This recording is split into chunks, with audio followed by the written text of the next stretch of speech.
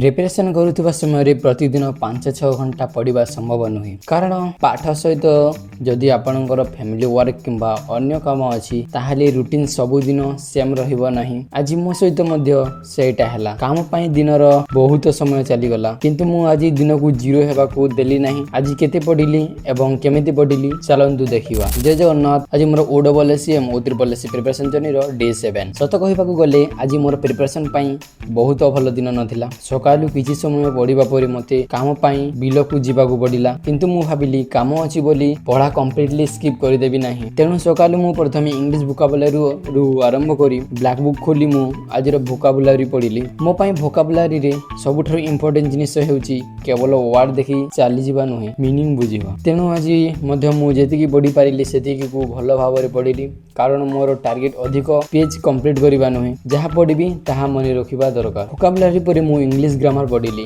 मु एबे मध्य English grammar को बेसिक लेवल रु बिल्ड करूची सेति पई ग्रामर रो लेक्चर देखली गोटे कांसेप्ट बुझली तापरे एग्जांपल देखली। आज जदिओ मोर स्टडी टाइम बहुत कम थिला किंतु वोकाबुलारी एवं इंग्लिश ग्रामर दुईटी करि पारिली। आउ एतिकी पढ़िबा परे मते काम पई बिल को जीवाकू पड़िला। प्रिपरेशन सहित मते मोर एही काम गुडी को मध्य मैनेज करिबाकू पड़े एवं मु भाबुची एहा मध्य मोर जर्नी रो गोटे पार्ट। सबुदिन परफेक्ट स्टडी रूटीन हबो नाही। केबे 5 घंटा पढ़िबी केबे 2 घंटा आउ केबे ताठार मध्य कम किंतु मोर चेष्टा रहिबो जेति व्यस्त दिन हेउ पढ़ा कंप्लीटली जीरो हेबो नाही। मोर भली जदि आपण मानकर मध्य प्रिपरेशन सहित काम कॉलेज फैमिली रेस्पोंसिबिलिटी किंबा अन्य किछि रेस्पोंसिबिलिटी अछि ताहले अन्य स्टूडेंट मानक रूटीन सहित निज रूटीन को कंपेयर करंतु नाही। आपण को पाखरि जेति टाइम अछि से टाइम को बेस्ट यूज करंतु। 1 घंटा फोकस स्टडी बेटर 5 घंटा डिस्ट्रैक्शन स्टडी रु गुटे दिन कम पढ़िले निजको फेलियर भाबंतु नाही। पर दिन पुनी थरे रूटीन को फेरी आसंतु। कंसिस्टेंसी माने प्रतिदिन परफेक्ट हेबा नुहे छाड़ी न देबा। ताहेले आजिरो डे 7 रे मु बहुत अधिक